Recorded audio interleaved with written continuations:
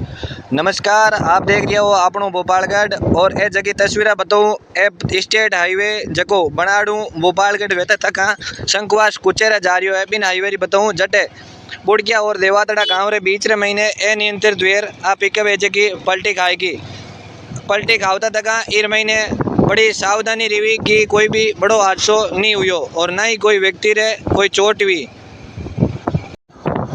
फिलहाल ए जकी सीधी तस्वीर है ए स्टेट हाईवे री मैं तने बता रही हूँ बुड़किया और देवातड़ा रे बीच रे महीने पिकअप गाड़ी पलटी गई।